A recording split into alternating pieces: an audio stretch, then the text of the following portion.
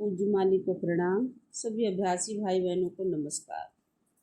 जैसा कि टाइटल आपने देखा कि हार्टफुलनेस इंटरव्यू की बात हो रही है। 16 मई 2015 लियोन फ्रांस। तो दाजी से बहुत से प्रश्न पूछे गए। तो पहला प्रश्न है, हार्टफुलनेस ध्यान क्या है? ये शब्द स्वतः ही उभर आया था जब हम माइंडफुलनेस तथा जागरूकता पर चर्चा कर रहे थे। ये केवल भावनाओं से संबंधित है। हमारा पूरा जीवन भावनाओं तथा प्रेरणाओं द्वारा संचालित होता है, और जब काम दिल का होता है, जब हम भावनाओं को सुन पाते हैं तथा आंतरिकरण प्रेरणा को अधिकृत कर पाते हैं, तो मैं सोचता हूँ कि हम बार बार दिल की आवाज़ सुनकर अपने जीवन के मालिक बन सकते हैं। दिल तथा मन के बीच पूरी तरह तालमेल बनाने का काम दिल पर किए जाने वाले इस ध्यान के द्वारा ही होता है। इसीलिए हम इस प्रक्रिया को हार्टफुलनेस ध्यान कहते हैं। दूसरा प्रश्न है कि हार्टफुलनेस ध्यान का लक्ष्य क्या है? ये हमें किस ओर ले जाता है? तो दादी कहते हैं कि मेरे विचार में लक्ष्य प्रक्रिया द्वारा अथवा ईश्वर द्वारा निर्धारित नहीं किए जाते। लक्ष्य तो इंसानों द्वारा निर्धारित किए जाते हैं। ये हम पर निर्भर करता है कि हम क्या निर्धारित करते हैं, और जो कुछ भी करते हैं उसके द्वारा हम क्या प्राप्त करना चाहते हैं। हमें केवल आध्यात्मिकता के लिए ही लक्ष्य नहीं निर्धारित करने हैं। भौतिक संसार में भी, चाहे आप फुटबॉल ही खेल रहे हों, आपके पास क्या लक्ष्य होंगे, आप उन्हें कैसे हासिल करेंगे। यदि आप डॉक्टर बनते हैं, आपके पास क्या लक्ष्य होते हैं। ऐसे ही कई तरह की विशेषताएं हो सकती हैं। इसी प्रकार आध्यात्मिक राह पर पहुंचना, उस पर चलना हमारे ऊपर निर्भर करता है। यदि आप मन की शांति चाहते हो तो आप वैसा लक्ष्य निश्चित करते हो ताकि आपको हर समय शांति का अनुभव हो।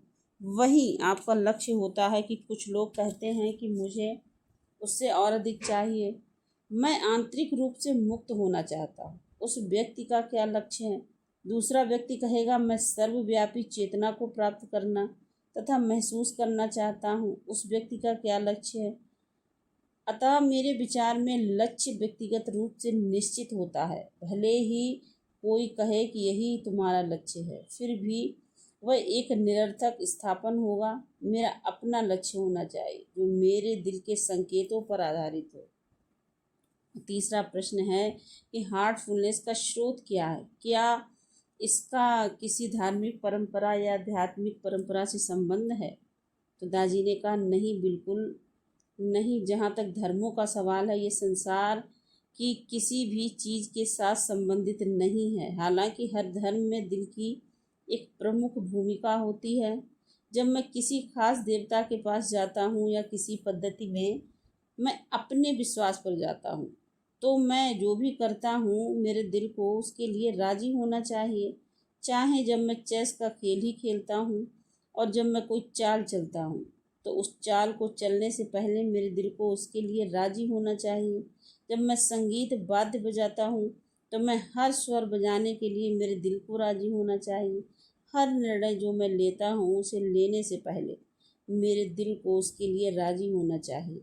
और धर्म या विज्ञान का दिल की बातों से कोई लेना देना नहीं है। दिल हमारी सबसे अधिक रहस्यपूर्ण तथा सबसे अधिक सुंदर चीज़ है। अब चौथा प्रश्न है कि क्या इसका मतलब है कि कोई भी किसी भी परंपरा को मानने वाला हार्टफुलनेस का ध्यान कर सकता है? संसार में निश्चय पूर्वक, दादी ने कहा, निश्चय पूर्वक कर सकता है ध्यान। पांचवा है कि संसार में क्या कोई ऐसा प्रतिनिधि अथवा लीडर है जो ध्यान करना सिखा रहा है?